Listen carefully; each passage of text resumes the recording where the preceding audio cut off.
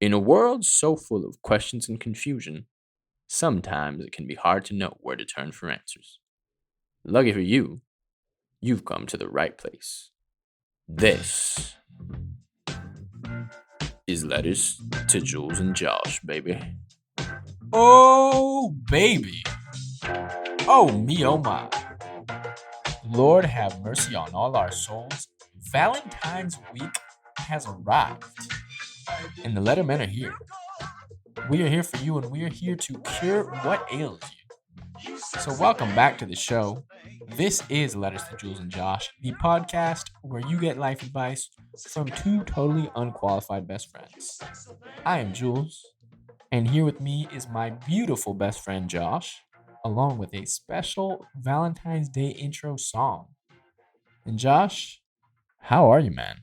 Man, I'm feeling good. This song is slapping, no doubt. What an intro by you. Thank you, my friend.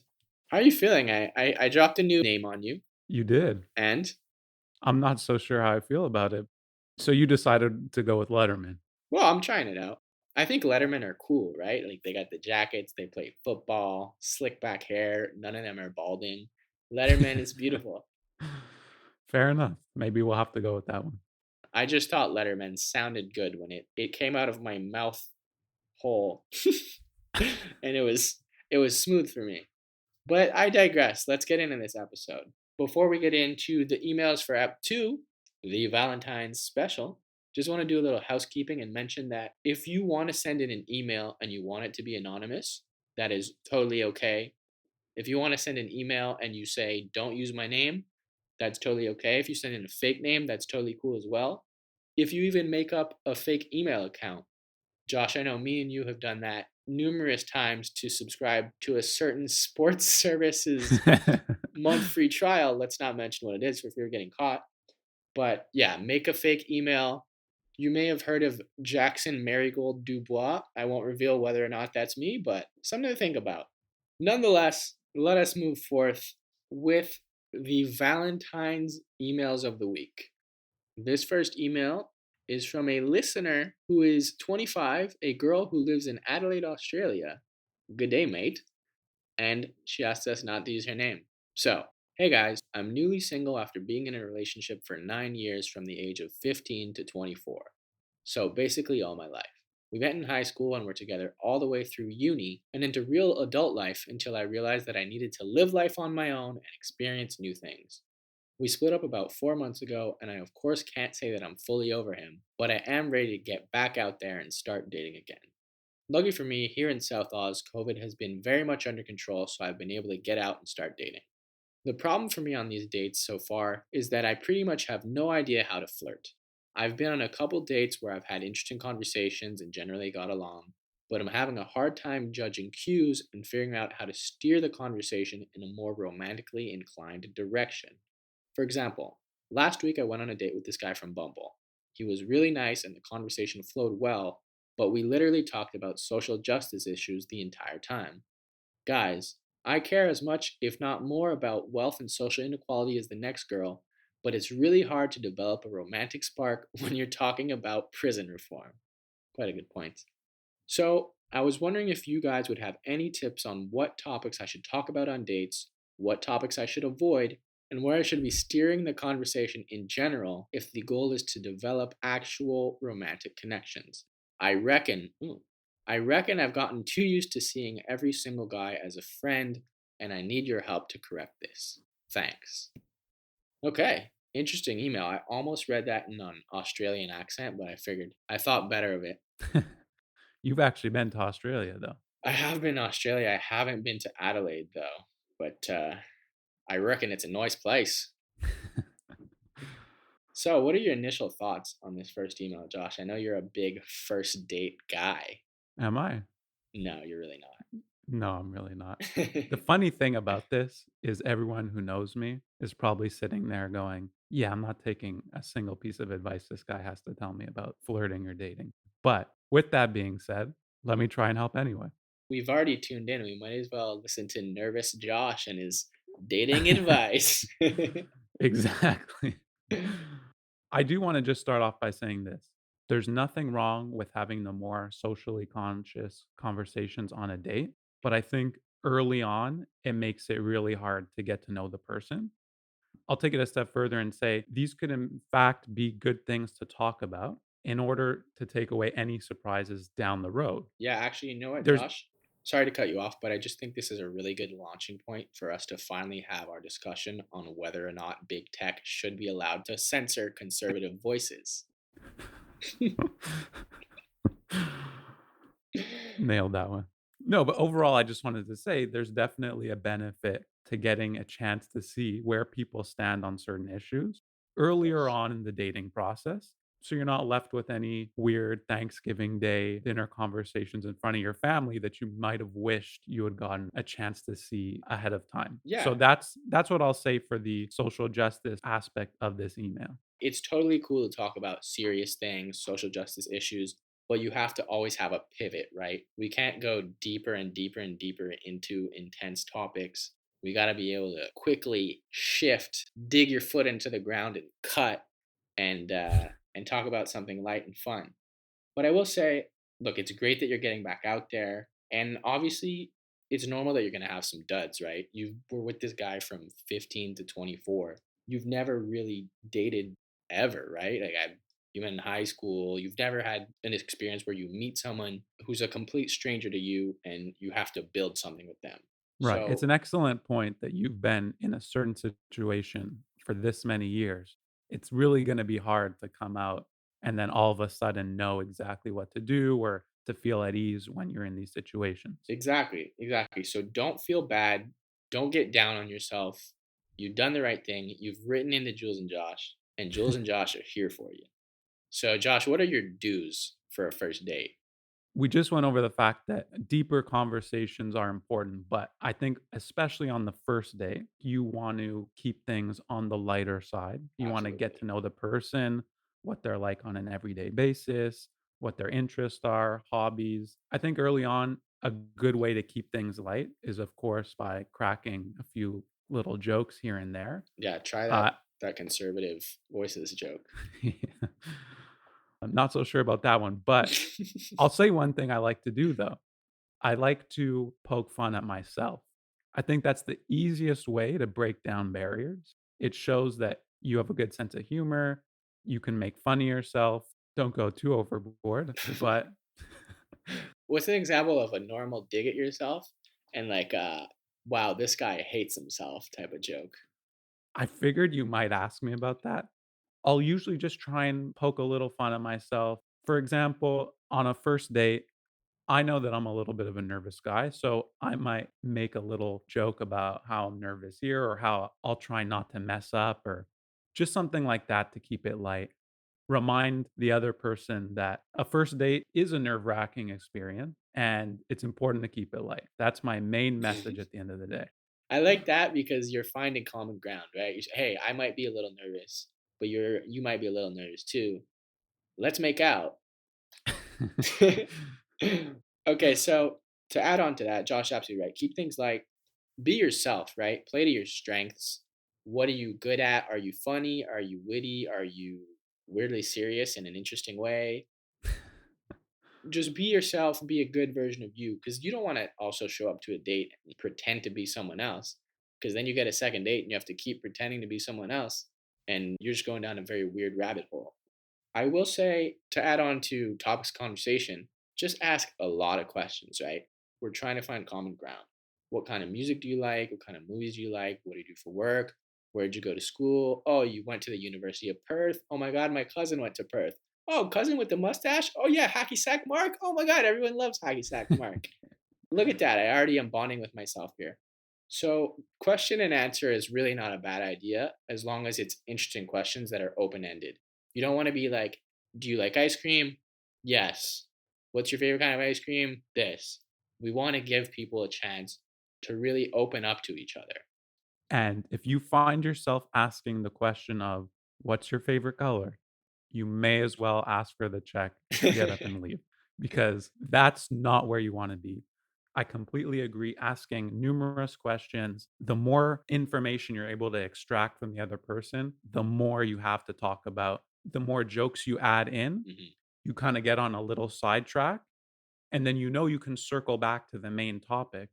But in those little sidetracks, you get more and more information. You kind of catch the person off guard. So they might give away certain sides of themselves that they might not otherwise give away in just your standard conversation of what do you do or where do you work? You know what I mean? So This is an absolute masterclass in the art of conversation from Jules and Josh. So, in terms of don'ts, what do you have for don'ts? I don't really have a long list of don'ts. The main thing that you wanna be careful of is obviously don't talk too much about yourself. You're there to meet the other person. I myself really avoid saying a lot about myself just so I can get a lot from the other person, but Keeping it nervous and mysterious, baby. exactly. But ultimately, at the end of the day, just like this person who went on and on about the social justice issues, I think really the important thing to maintain is balance. Mhm. Don't get too deep in one thing. It's important to stay light, stay flexible, keep it dynamic. You know what? Staying balanced and dynamic is an excellent lesson in first dates, but also in life. So, thank you very much for that one, Josh. I will add on earlier we said be yourself. I will say this if you are familiar with episode 1, we talked about waiting to bring out the trench coat side of yourself.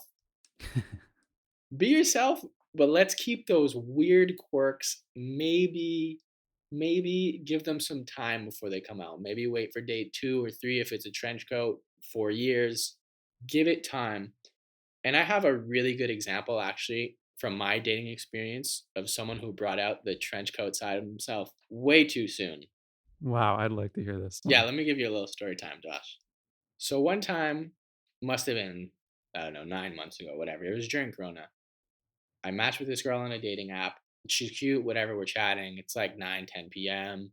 I'm bored, we're in a conversation, cool. I ask her what she likes to do. She comes out with, "Oh, I love singing." And then she says, "Can I sing for you?" And I'm like, "Oh, of course you can sing for me. This what am I gonna say? No, don't sing for me." So yeah, of course. She goes, "Okay, give me 30 minutes to warm up my voice." I'm like, "All right, well, this is gonna be good." She wants to warm up her voice. She says her biggest fear is hurting her vocal cords.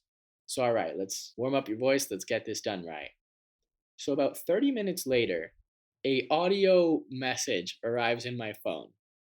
I open it, and this girl has sent me about a 90-second audio of her singing like a Gregorian folk chant.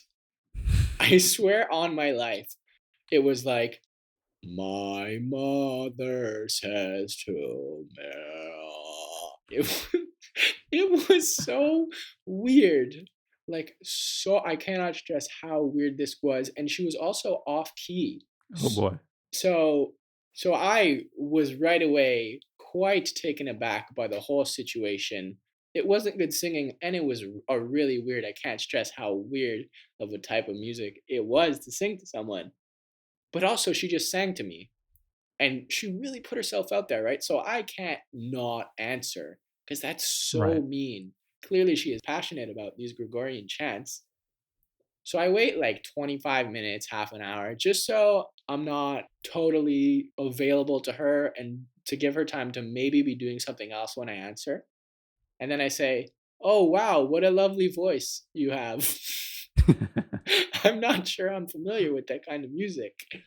Boom, right away she answers, "Oh, it is a type of 17th century American folk chant. I only sing 17th and 18th century American folk chants." Then I'm just like, I'm screwed here because I really don't want to be mean. She just really put herself out there for me. So I Right. say, "Oh, very interesting. Is that what you do professionally?" And this was, I like pressed start on the car, and she was like, "You're going to receive every Gregorian folk chant on YouTube that I like." Literally started bombarding my phone with YouTube links to Gregorian folk chants. I was not opening any of them. She's like, "Usually this one is 4 voices, but I sang it only my voice. Isn't it powerful?" And I'm sitting there going, "Oh boy, how do I get out of this situation without being really mean?" I didn't know you had such a mix up with a Gregorian folk singer. I can't believe I actually haven't told you the story. Luckily, it was like 11 o'clock by then, so I told her, "Hey, it's been nice talking to you. I'm gonna head to bed." She says goodnight. We never spoke again, obviously. Obviously. But anyways, all that to say, this girl brought out the Gregorian trench coat folk side of herself way too soon. She could have been the love of my life.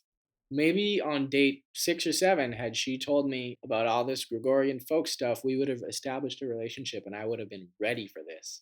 But she brought it out too soon and I ran for the hills. So the lesson is, let's be cautious with these quirks Right. that we have.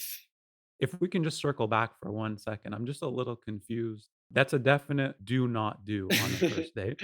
Just I'll first and say. foremost, let's get that out of the way. But what was up with the let's hit pause on this date? Let me go warm up my vocal cords. If you are pulling that off, you have to be 100% certain you will deliver on the singing, correct? Oh yeah, I mean, listen, I don't want to get into a vocal analysis of her chanting. It wasn't good. The whole thing was a weird disaster. But all this to say, let's hold our horses here. Josh, I know you love Irish folk dancing. It takes you about 4 dates before you tell girls about your love for the dance. Absolutely. And then I bring out my kilt. I do have one final thing to say, and it's that it's not all on you to carry the conversation. Absolutely. Someone could show up to the date and just not be as engaging as you might expect. They might decide to just talk the whole time, and those are things that you can't really control. So don't put all the pressure solely on yourself. And you might just not click with the person, and that's totally fine. And you know the old saying, it takes two to Gregorian chant. So, so it's not all on you. Let's move on to the next one. Thank you very much for your email. Salutations, friends. My name is Gerald. I'm 29 years old, and I'm writing to you from Seattle. Please go ahead and use my name. I say this because I strongly believe that Gerald is a good name, and more people need to know about us Geralds. To conclude, I like my name. It's very underrated. Love the confidence, Gerald. I found your podcast just last week on Reddit, and I have a question that I would love your input on. That's what we're here for, man. About 9 months ago, I was transferred to Seattle by my company. I'm originally from a small city in Wyoming, but had been living in the capital of Cheyenne with my girlfriend for the past couple of years. I was skeptical about the move to a big city at first, but I must admit that I've fallen in love with this place, and the plan is for my girlfriend to move out here with me at the beginning of the summer. That's great to hear. That is wonderful news, Gerald. Long distance has been hard, but not as hard as expected. We both work from home, so we spend a lot of time video chatting throughout the day and have dinner and watch shows together every night on FaceTime. All in all, we're both dealing with the distance very well, although we are excited to be reunited in June. This is really just all around good stuff from Gerald. I'm really happy for you. Yeah, very lovely. My question for you is about Valentine's Day. My girlfriend has never been huge on the day, but last week she mentioned that she was disappointed we wouldn't get to spend Valentine's Day together for the first time in our 6 years as a couple. She wants to plan a super romantic, perfect virtual date, which is cool, but I'm thinking very hard about driving home Friday and surprising her. Ooh. Ooh, indeed. The logistics here will be tricky. It's a 13-hour drive home, so I'll have to tell her that I'm off in the field on assignment for the day as an excuse for not answering her much. I also will have to take one of my only 5 vacation days off in order to spend Friday and Sunday driving and get to spend Friday night and all of Saturday day home with my girlfriend. Gerald, this is a real mouthful of an email, my friend, but thank you. The pros here are seeing my girlfriend and making her and myself both very happy. Aw. The cons, however, are complicated logistics that will require engaging in sneaky behavior, 28 hours of driving for only one day of being together, and most likely being very tired for the one day that we are together, probably ruining the start of my next week for myself due to being exhausted from all of said driving, and also having to get tested for COVID before leaving. With all that said, I think I'm going to do it. All I need is a push from Jules and Josh to get me going. What do you say, boys? Are you in? We're all in, Gerald. We're all in. Love the enthusiasm, Gerald. Love the enthusiasm. I'm not going to reveal my answer yet, whether or not I'm all in on this trip, but I will say, Gerald, that I'm all in on you. And Gerald, you have placed a lot of power in our hands, no, Josh? Definitely. I like to think that Gerald is all ready to go. You know, he's got his bag packed. He's wearing his coat. He's got a nice cooler with snacks. The car is revving up, and he's just sitting in his house with his earphones on, waiting for that Thursday letters drop to see what we say. And you know what, Gerald? The joke's on you because no, I have the power, and I say no. You can't go see your girlfriend. Is that really your final answer? No, of course you're gonna go, Gerald. Of course you're gonna go, I couldn't agree more. First off, Gerald's a truly excellent name that man. deserves a truly excellent Valentine's Day surprise. Hmm. The fact that you've done so much of the research, what you need to do to take time off, what the timeline looks like, I know you're all in, man. So just go for it. You have everything planned, it's all ready to go. Before we get more into this email, though, Jules, I want to ask you something. Are you a first time Valentiner? What does that even mean? What? A first time Valentiner is someone that takes Valentine's Day serious the first year it rolls around in the relationship, but then puts much less emphasis on the day as the years go on. I think it's safe to say in the past, probably, but for any women out there listening to this podcast, I promise every day with me will be Valentine's Day. Because Right. I'm gonna stop right there. Yeah, so I'd agree though. I'm definitely probably a first time Valentiner myself. I really place less importance on the day. I think as the years Shameful. go on, Shameful. yeah, How maybe dare you? You should be more like me. I probably should. Yeah. But it sounds like Gerald, which was my overall point here, is definitely not a first time Valentiner. In your specific scenario there, Gerald, I think this could be sort of a one last big romantic date that you could have together in your hometown. Since it sounds like they'll both be reunited in Seattle come summertime. I don't know what you think about that, Jules, but I I mean, think it's a nice yeah. Valentine's Day send off. And the second big thing here is that I have to tell you, I myself am very big on surprises. Now, I won't sit here and say that I've done something like Gerald's planning on doing, but for me, the surprise aspect of a date is something that I've done multiple times in my life. I like to keep things unknown and mysterious. Unknown and unknowable, eh? Exactly. And I think it's a really great way to raise the stoke leading up to a date. I personally like taking the lead because it allows you to get all the positive reactions that come along with each and every passing moment on the date. So, Gerald, big fan of the surprise idea. This one is going to get you all time points. This is a memorable idea. You're hitting a home And run, grand slam right out of the park, buddy. exactly. So, I am all in on this. And I wish you nothing but the best for this one, man. Yeah, Gerald, I don't have much more to add on. Look, follow the rules, be safe. Sounds like you're doing it right. Go see your girl, man. Go to her, Gerald. Go to her and tell her you love her. And tell her that Jules and Josh sent you. Thank you for your email. Thank you, Gerald. The fuck was that? Cut that out. We've spent the first half of the show answering your questions, but now it's time to answer ours in a special, sexy Valentine's edition of the question of the week. So what we're going to do for you this week is plan the perfect Valentine's Day date in the style of the classic party game, Telestrations. Which, of course, as everyone knows, is that game where somebody draws part of something, then covers it, passes it on to the next person who draws part of something, covers it, passes it on to the next person, so on and so on, until you end up with a drawing.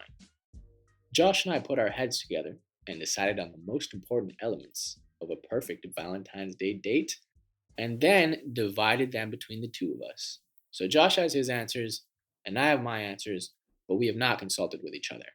So the hope here is that we can put these answers together to form the perfect, magical Valentine's evening for you and your lover. Ooh, this sounds like a lovely evening. Oh, it really does. It really does. So, what we got planned for you here is, I believe, a 5-course meal with some wine and activities. And I'm going to start us off right now with the amuse-bouche. Josh, are you ready to be amused? I am ready as ever. Okay, so I really, really wanted to pick the Pigs in a Blanket box from Provigo for Of the course. amuse-bouche. I know me and Josh are both big blankie boys. However, it's Valentine's Day. We want to keep it classy, keep it elegant. So we are going with gazpacho shooters, which masterclass.com says is an excellent Valentine's Day amuse-bouche. And you can't go wrong with a masterclass, can you, Josh? You absolutely cannot. Can you give us a little more information on this? Not really. Gazpacho shooters, bro. I believe gazpacho is some type of cold tomato soup, and they want you to put it in a shot glass shooter thingy. It's red, the color of Valentine's Day, Of and course. it is highly recommended. Sounds very classy for a very lovely Valentine's Day Come dinner. on, So, would I ever do anything less? Josh, you're in charge of the appetizer. Please tell me what you have for us. of course, and staying on the classy theme here, I, of course, am bringing the charcuterie board as the appetizer. That is delicious. Tell me more. So, what I'm thinking is one of those nice, thick, small wooden cutting boards. Elegant. Perfect display for a charcuterie board. Do you not agree? Class. Personified. Just to be clear, one of the most important parts of the charcuterie board is, of course, fresh grapes. Why are they the most crucial aspect of the board? Because they, of course, provide the rinsing of the palate amongst all the cured meats and cheeses. That's a really good point. Just for all you rookies of the charcuterie board, it's important to have cured meats such as sweet sopressat, prosciutto, and Genoa salami. And of course, please remember a soft and hard blend of cheeses such as Brie and Saint Paulin for the soft cheese, and Emmenthal, and preferably a 2-year aged cheddar for the hard cheese, would be perfect for the charcuterie board. And of course, finish it off with an assortment of mixed nuts and dried fruits. That's really.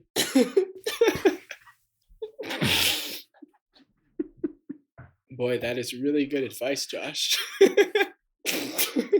I didn't know you were such a prosciutto expert. Highly recommend listening to Josh. Seems like he did some serious charcuterie research. I agree. Okay, I've got the main course here. You know, I was really thinking hard about a charcuterie board as well. But Interesting. I knew Josh is a huge charcuterie head, and I figured he might bring a good thick board. So I'm actually going to go in a different direction here. I'm going to go with a citrus roasted salmon paired with horseradish mashed potatoes, specifically the recipe from countryliving.com.